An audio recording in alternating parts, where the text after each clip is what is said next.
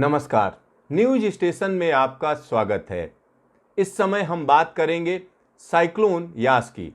Cyclone Yaas को लेकर हर एक व्यक्ति जानना चाहता है कि ये कब बन रहा है और कहां जा रहा है, किन किन इलाकों को नुकसान हो सकता है।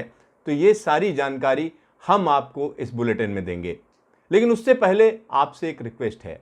रिक्वेस्ट ये है कि हमारे चैनल को आप सब्सक्राइब करें और इस वीडियो को ज़्यादा से ज़्यादा लोगों के बीच में शेयर करें, क्योंकि तमाम लोग जो इस साइक्लोन से प्रभावित होने जा रहे हैं उनको सही सही सूचना मिल सके। तो आइए बात करते हैं साइक्लोन यास की। साइक्लोन यास ये नाम ओमान का दिया हुआ है और यहाँ पर हम कह सकते हैं बंगाल की खाड़ी में इस तूफान की आशंका बन गई है, आशंका गहरा गई है। मौसम विभाग का जो ताज़ा बुलेटिन है वो इसके बारे में बहुत कुछ कह रहा है। आइए नज़र डालते हैं इस समय सैटेलाइट इमेजरी में क्या हो रहा है। तो यहाँ पर आप देख सकते हैं कि ये जो बंगाल की खाड़ी का इलाका है, यहाँ पर एक्टिविटी बढ़ चुकी है, क्योंकि यहाँ पर मानसून की हवाएं पहुँच चुकी हैं और कई जगहों पर कोस्ट की अगर हम बात करें तो आप देख सकते हैं उड़ीसा, बंगाल और आंध्र प्रदेश सब जगह पर एक तरीके से प्री मानसून एक्टिविटी शुरू हो गई है। तो यहाँ पर ये बादल ढेर सारे अचानक उमड़ते घुमड़ते नज़र आ रहे हैं, ये प्री मानसून एक्टिविटी है। और यहाँ की अगर हम बात करें तो अंडमान निकोबार में मानसून पहुंच चुका है, लेकिन इसी के साथ एक खतरा भी बढ़ गया है। ये खतरा ये है क्योंकि जब मानसून की हवाएं आती हैं तो हम निश्चित तौर पर कह सकते हैं कि जो हवाओं की रफ्तार है, मानसूनी हवाओं की रफ्तार 25 से 30 नॉट पर आवर होती है।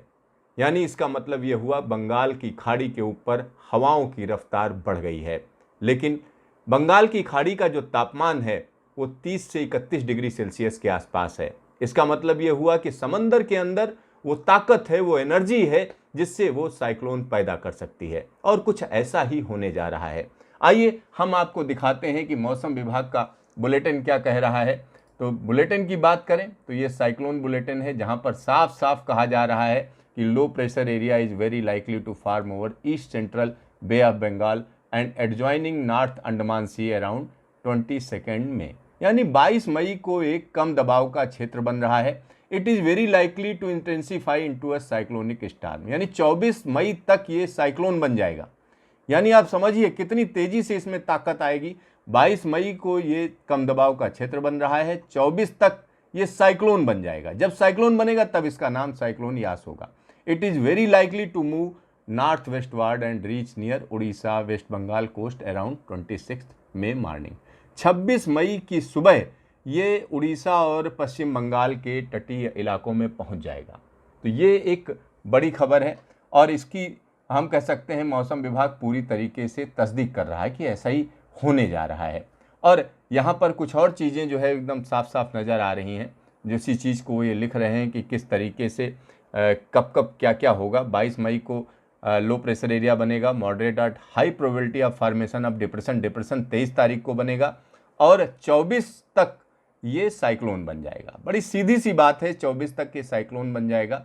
चलिए, ये तो साइक्लोजेनेसिस की बात हो गई। ये साइक्लोजेनेसिस है जो बता रही है कि क्या होने जा रहा है, क्योंकि जब हम बंगाल की खाड़ी की बात करते हैं तो बंगाल की खाड़ी में मानसून ने पहला कदम रखा है। हम निश्चित तौर पर कह सकते हैं पहला कदम रखा है। अंडमान सागर तक मानसून पहुंचा है, निकोबार आइलैंड में मानसून की बारिश हो रही है।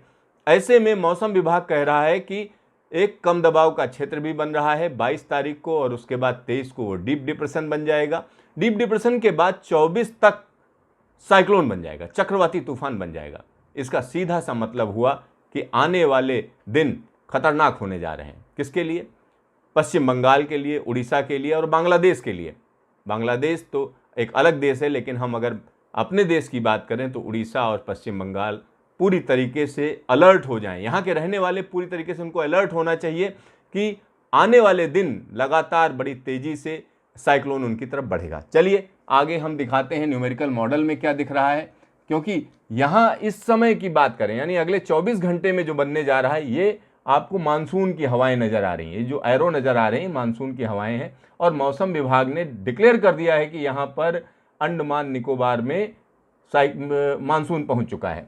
और यहाँ पर ये कहा जा रहा है 22 तारीख को एक कम दबाव का क्षेत्र बन रहा है, यानी ये 22 तारीख की स्थिति दिखा रहे हैं हम कंप्यूटर मॉडल के जरिए आपको दिखा रहे हैं किस तरीके की ये हवाएं घूमेंगी और ये जो घुमावदार स्थिति है ये बदलती चली जाएगी। चलिए फिर 23 तारीख को क्या होगा ये देखिए, ये और तेजी से रफ्तार पकड़ेगा और यहाँ पर जो मॉडल दिखा रहे हैं वो कह रहे हैं 23 तारीख की रात तक इसमें साइक्लोन बन जाएगा, लेकिन मौसम विभाग कह रहा है कि इंतजार करिए, ये कंप्यूटर मॉडल है, इन तमाम तरीके के मॉडल होते हैं, न्यूमेरिकल मॉडल है, तो इसका एक प्रेडिक्शन है, लेकिन मौसम वैज्ञानिक कह रहे हैं कि ये 24 तक यहाँ पर साइक्लोन बनेगा। और ये जो रेड और नारंगी इलाका हम आपको दिखा रहे हैं ये दिखाता है कि यहाँ ज़बरदस्त हवाएं होंगी और इसमें जो बारिश हो रही होगी इस इलाके में जहाँ पर ये साइक्लोन होगा वहाँ पर हम कह सकते हैं 20 सेंटीमीटर की बारिश हो रही होगी, ये देखिए। और उसके बाद देखिए क्या होगा, ये हम आपको 24 तारीख की स्थिति दिखा रहे हैं। 24 तारीख को जो कंप्यूटर मॉडल है बता रहे हैं कि ये बड़ी तेज़ी से चलना शुरू कर देगा, किधर जाएगा, पश्चिम बंगाल और उड़ीसा की तरफ। उसके बाद की स्थिति देखिए, ये देखिए साइक्लोन ये 25 तारीख को पास में पहुंचेगा, 25 तारीख को बिल्कुल कोस्ट के पास पहुंच जाएगा, ऊंची ऊंची लहरें उठेंगी समंदर में। और पश्चिम बंगाल की बात करें तो यहाँ पर झमाझम बारिश का सिलसिला शुरू हो जाएगा, उड़ीसा में झमाझम बारिश का सिलसिला शुरू हो जाएगा। उसके बाद 26 तारीख को देखिए, 26 तारीख को किस तरीके से ये साइक्लोन पार कर रहा है कोस्ट को, और ये साफ साफ दिखा रहा है कि ये बिल्कुल जो ये कंप्यूटर कह रहा है या कंप्यूटर मॉडल कह रहा है कि वो उड़ीसा और पश्चिम बंगाल का जो कोस्ट है वहाँ पर हिट करेगा और एक बड़े इलाके को प्रभावित करेगा। उसके बाद क्या होगा, ये जाएगा कहाँ, ये जाएगा गांगेय क्षेत्र जो पश्चिम बंगाल के हैं, साथ ही साथ हम कह सकते हैं कि वो इलाका बिहार का जो पश्चिम बंगाल से लगा हुआ है वहाँ बहुत भारी बारिश हो सकती है, साथ ही साथ दार्जिलिंग और इसके अलावा अगर हम देखें तो सिक्किम तक जो है ये प्रभाव देगा और हिमालय के इस इलाके में बहुत जोरदार बारिश होगी। तो ये साफ साफ दिख रहा है, लेकिन इसमें एक और ख़ास चीज़ है। ख़ास चीज़ ये है कि ये साइक्लोन जाते जाते उत्तर पूर्व भारत में या पूर्वोत्तर भारत में मानसून की हवाएं दे जाएगा, यानी मानसून को सेट कर जाएगा। तो एक और चीज़ कही जा रही है कि इस साइक्लोन की जब हम बात करते हैं तो ये साइक्लोन कई मायनों में बेहतरीन भी होगा, क्योंकि ये मानसून को आगे बढ़ाएगा और इस बात की पूरी संभावना है कि मानसून पूर्वोत्तर भारत में पहले आ जाए, केरल में बाद में आए, ये स्थिति बन रही है। तो ऐसी स्थिति में हम कह सकते हैं कि जो पूर्वोत्तर भारत के लोग हैं उनको कहीं ना कहीं सतर्क रहना चाहिए। पश्चिम बंगाल के वो लोग जो कोस्टल एरिया में रहते हैं वहाँ पर उनको सतर्क रहना चाहिए, चाहे वो दीघा कोस्ट हो या हम कह सकते हैं गंगा सागर हो या कोलकाता के आसपास के जो लोग हैं उनको पूरी तैयारी करनी चाहिए। क्योंकि अब किस तरीके की तैयारी हो सकती है, तैयारी ये होती है कि जिन इलाकों में साइक्लोन आने की संभावना है वो अपने घर को दुरुस्त करें, अपने घर में सामान, ऐसा सामान जो हम कह सकते हैं ड्राई फ्रूट रख लीजिए, कुछ ऐसा सामान जो आसानी से जिसको पकाने की ज़रूरत ना पड़े, क्योंकि जब कोई बड़ा साइक्लोन आता है बिजली की व्यवस्था ठप हो जाती है। साथ ही साथ कई बार ऐसा होता है कि आपका मोबाइल ही काम नहीं करेगा और लैंडलाइन तो भूल ही जाइए आप। तो इन स्थितियों में क्या है, आपको एक रेडियो रखना चाहिए, क्योंकि जब लाइट चली जाती है तो होता क्या है, टीवी नहीं देख सकते हैं, तो खबर का सबसे बढ़िया माध्यम रेडियो होता है। रेडियो पे आप बुलेटिन सुन सकते हैं, तमाम चीज़ें सुन सकते हैं, आपको आसपास का पता रहेगा। दूसरी बात है कि समंदर में ना जाएं, मछुआरों के लिए वार्निंग जारी की गई है, वो समंदर में ना जाएं। और जिन लोगों का घर बिल्कुल तट के पास में है या समंदर किनारे के पास में है वो दूसरी जगह चले जाएं। यानी जब साइक्लोन आएगा उससे पहले प्रशासन उनको बताएगा कि किन किन इलाके के लोगों को हटना है। तो ये सारी चीज़ें, सारी तैयारियां अभी से शुरू कर दें। साथ ही साथ अपने घर की छत पर कोई ढीला ढाला जो है सामान पड़ा हुआ है जिसके उड़ने का खतरा हो तो उसको कस दें।